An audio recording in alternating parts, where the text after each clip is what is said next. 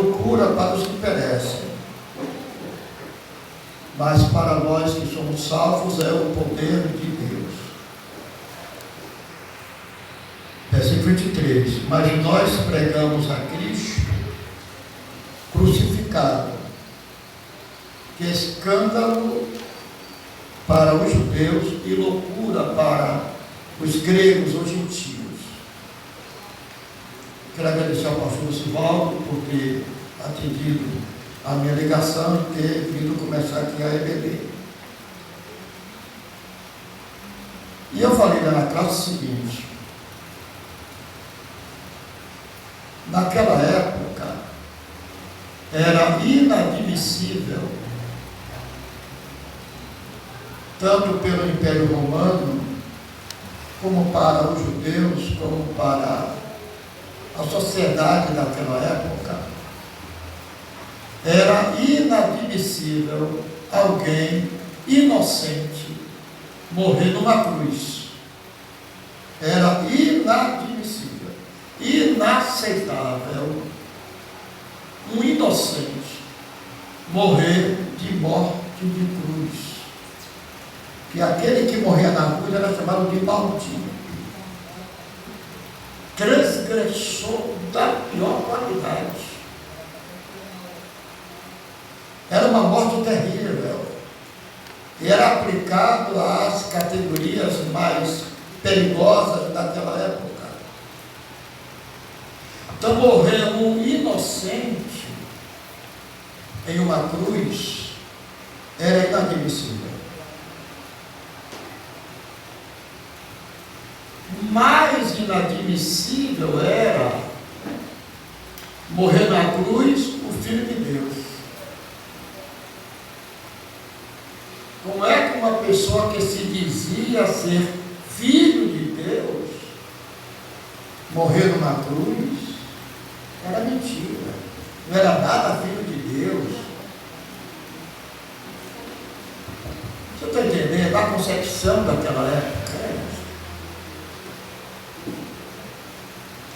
Aí veio Jesus, morreu na cruz, e quem seguia ele era perseguido por Paulo, pelos judeus,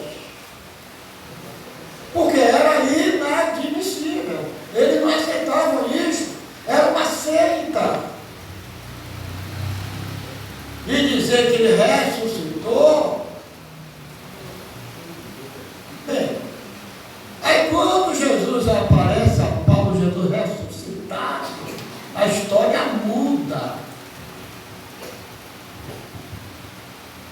Porque Jesus ressuscitou, os milagres acompanharam a ressurreição de Jesus, a conversão, o batismo com o Espírito Santo. Aí houve uma revolução daquela época.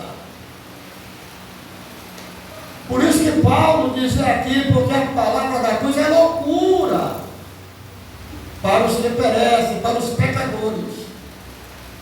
Então, para o mundo hoje, a palavra da cruz que nós pregamos é loucura para eles. Por isso que nós somos perseguidos, somos qualificados como para da sociedade, às vezes. Mas para nós que somos salvos, diz a Bíblia, é o poder de Deus.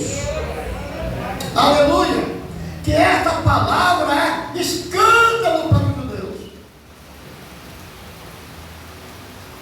Então Jesus ressuscitou, começou a fazer a obra. Aí Paulo um dia disse: eu não me envergonho do Evangelho de Cristo, pois é o poder de Deus e salvação para todo aquele que crê. Então o pastor me falou que a igreja orava, e a igreja pregava o Evangelho, e os milagres aconteciam, demônios eram expulsos, paralíticos andavam, cegos enxergavam, sinais e maravilhas eram operados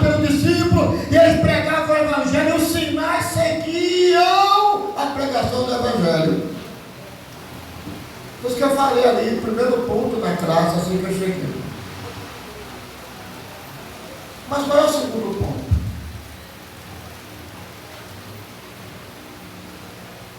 Pasmem os senhores e as senhoras.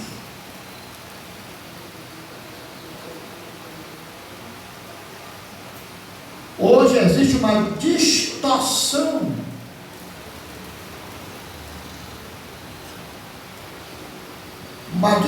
da mentalidade, da noção do projeto de Deus com respeito à igreja, com a pregação do Evangelho. A igreja está desviada daquele primeiro propósito.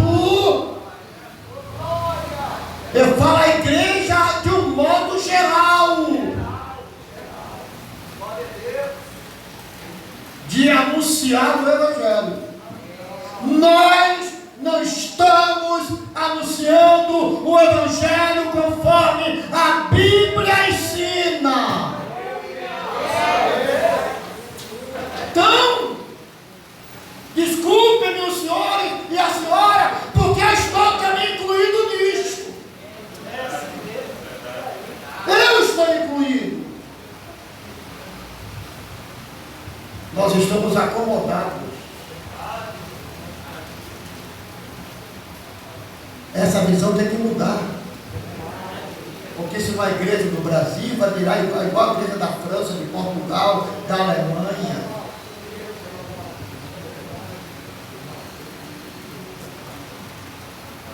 Nós estamos com a mente desviada da função primordial da igreja, que é pregar o Evangelho, que é o poder de Deus para a salvação de todo aquele que crê. Aí eu falei neste texto aqui que às vezes nós nos preocupamos mais em fazer festas. Eu não quero que no líder fique zangado comigo, mas eu estou falando aqui a verdade. Eu não posso me adequar a mudanças que prejudiquem e que levem as almas para o inferno. Aí eu falei, é mista, é bom que se faça festa. Não sou contra, não. Mas se fosse fazer uma pauta celestial, nesta pauta, qual seria o primeiro ponto? Fazer festas ou pregar o Evangelho? Vamos falar mais. Qual é o primeiro ponto? Aleluia. Pregar o Evangelho. E não colocar festividades em primeiro ponto. Festas é pauta 2. E que é salvo faz festa em seu coração 24 horas por dia. O meu coração, a minha alma vive em festa de alegria pela salvação da minha alma.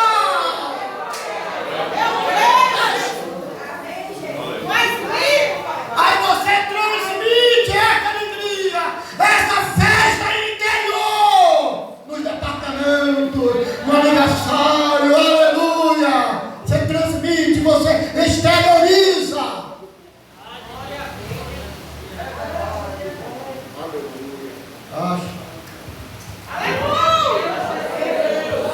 Estou sendo bem explícito. Não estou sendo contra fazer festa, pelo amor de Deus. Eu estou falando qual é a nossa prioridade, somente isso. Tem que haver mudança de atitude, mudança de mentalidade. E eu, como conhecedor da Bíblia, eu ensino aquilo que a Bíblia ensina. Se eu ficar aqui no próximo ano, vamos ter aqui um projeto.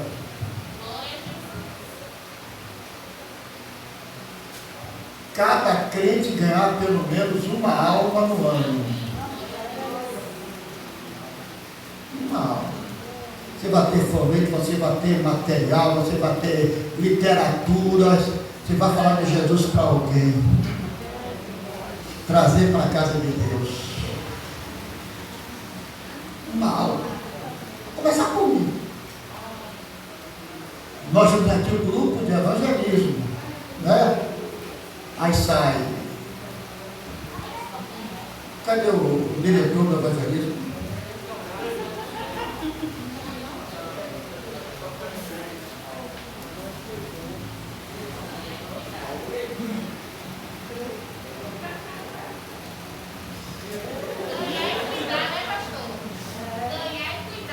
É verdade. Mas está aqui Gileno, está aqui Marco, está aqui o Silas, do evangelismo. Né, Silas? Vai ser aquele grupo pequeno.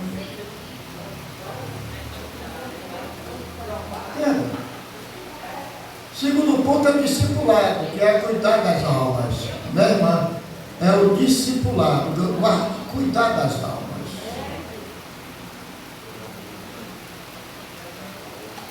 Na igreja primitiva, o povo era tão atraído por Jesus, tão atraído pelos milagres, que a multidão acompanhava Jesus sem ser visitada. Ninguém visitava ele, não. Hoje precisamos visitar, precisamos ajudar, discipular. As multidões, meu irmão, se Deus operasse aqui sinais e maravilhas aqui, tivesse uma operação de maravilha, a comunidade queria ver o rolo daquela igreja, porque Deus está ressuscitando, levantando o paralítico. Eles vinham para aqui. Para encerrar, essa palavra de hoje é uma palavra reflexiva. O que nós estamos fazendo com a pregação do Evangelho?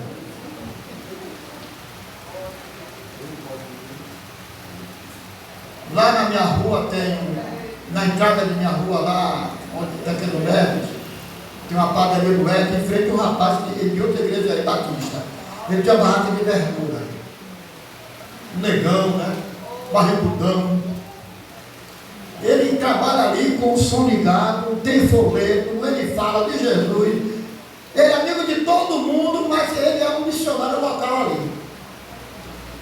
Meus irmãos queridos, no seu apartamento, seu vizinho já falou com ele Jesus para ele. Na sua escola, onde você mora.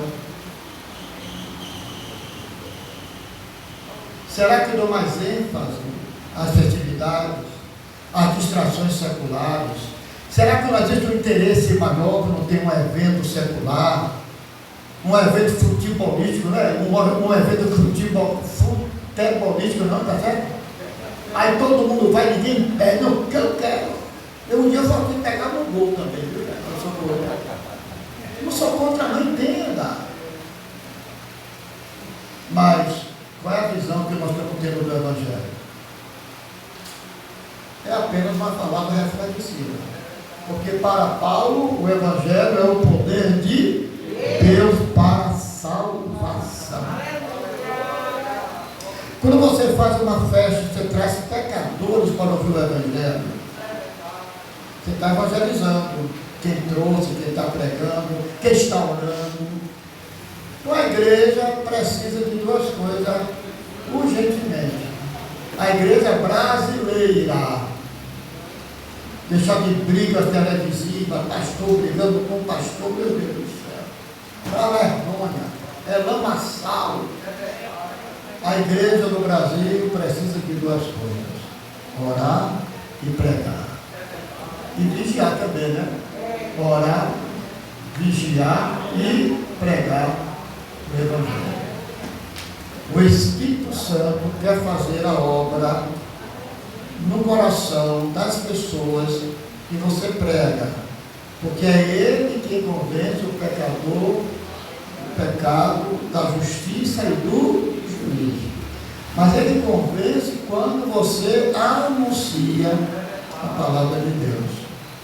Hoje à noite teremos culto aqui de doutrina, culto público. Eu quero convidar você para a igreja. A semana passada Hoje aqui pela manhã, graças a Deus, aqui a caixinha, graças a Deus. A EBD. Na semana passada,